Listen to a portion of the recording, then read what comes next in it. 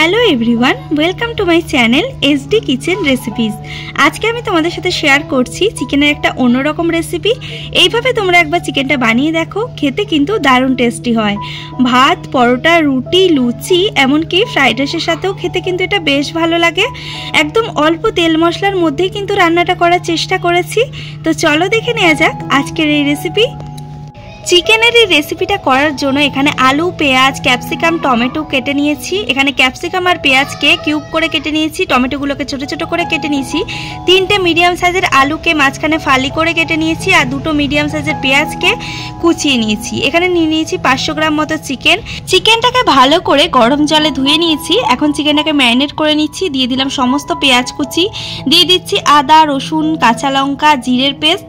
তারপরে দিয়ে দিলাম 1 টিস্পুন হলুদ গুঁড়ো, 1 টিস্পুন লবণ, 1 টিস্পুন ধনে গুঁড়ো, 1 টিস্পুন রেড চিলি পাউডার আর দিয়ে দিলাম সামান্য পরিমাণে সরষের তেল।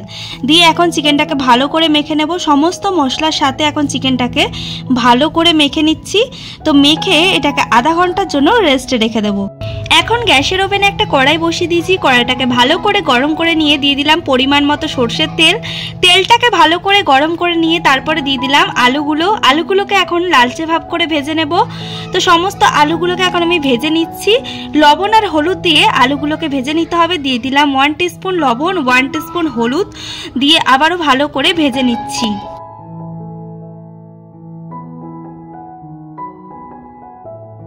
তো আলুগুলোকে ভেজে আমি একটা একটা করে তুলে নিয়েছি। এখন বাকি তেলের মধ্যে ক্যাপসিকাম আর পেঁয়াজটাকে হালকা করে ভেজে নেব। তো দিয়ে দিলাম প্রথমে ক্যাপসিকাম, তারপরে দিয়ে দিলাম পেঁয়াজটা। তো দিয়ে হালকা করে একটু ভেজে নেব। এখানে কিন্তু আমি লবণ টবণ কিছুই দেব না। তো সামান্য একটুখানি হালকা করে ফ্রাই করে নিচ্ছি।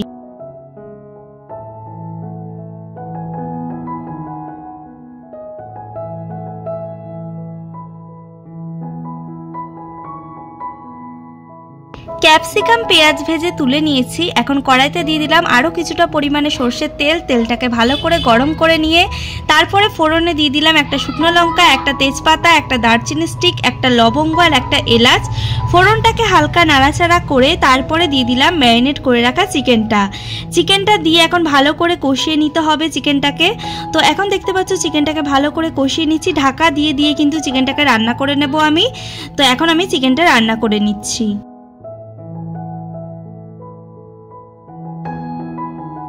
তো এখন ঢাকা দিয়ে দিলাম 5 মিনিটের জন্য। তো ঢাকাটা তুলে নিচ্ছি। এখন চিকেন থেকে দেখতে পাচ্ছ হালকা জল বেরিয়ে গেছে আর তেলও ছেড়ে দিয়েছে। আবারও ভালো করে কষিয়ে নিচ্ছি। একদম কিন্তু অল্প তেল মশলার মধ্যেই রান্নাটা করেছি, দেখতেই পাচ্ছ তোমরা। এখন আরও কিছুক্ষণ ভালো করে কষিয়ে নিয়ে তারপরে দিয়ে দেব ক্যাপসিকাম, পেঁয়াজ, টমেটো আর আলুটা। তো ভেজে রাখা ক্যাপসিকাম আর পেঁয়াজটা দিয়ে দিলাম আর এখানে টমেটোটা কেটে রেখেছিলাম যে টমেটোটাও দিয়ে দিলাম। ভেজে রাখা আলু সমস্ত কিছু একসাথে দিয়ে এখন চিকেনের সাথে ভালো করে মিশিয়ে নিচ্ছি। এখন আবারও ঢাকা দিয়ে দিয়ে চিকেনটাকে রান্না করে নেব। চিকেনটা ভালোভাবে কষানো হয়ে গেছে, এদিকে আলুগুলোও সেদ্ধ হয়ে গেছে। এখন দিয়ে দেব গরম জল। সামান্য পরিমাণে জলটা দেব, কারণ একটু কষা কষাই রান্নাটা করব, একদম কিন্তু পাতলা ঝোল করব না। তো সেই জন্য একদম সামান্য জলই দিয়েছি। আর গরম জলই কিন্তু তোমাদের দিতে হবে, গরম জল দিলে কিন্তু রান্নার টেস্টটা ভালো আসে। তো এখানে আমি সামান্য পরিমাণে গরম জল দিয়েছি, দেখতে পাচ্ছ। একদম কিন্তু আমি পাতলা ঝোল করব না, তো সেই জন্য অল্প পরিমাণে গরম জল দিয়েছি, একটু কষা কষা টাইপের করব। তো জলটা দিয়ে এখন খানিকক্ষণ ফুটিয়ে নেব। ফুটিয়ে নিলেই কিন্তু পুরোপুরি রেডি হয়ে যাবে চিকেনটা।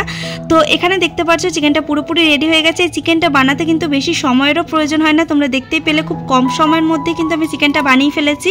আর কম তেল মশলায় কিন্তু আমি রান্নাটা করেছি, তাই বলে যে খেতে খারাপ হবে সেটা না, খেতে কিন্তু ভালোই হয়েছিল। তো এই রেসিপিটা তোমাদের কেমন লাগলো তোমরা অবশ্যই কমেন্ট করে জানিও। ভিডিওটা ভালো লাগলে একটা লাইক করে দিও।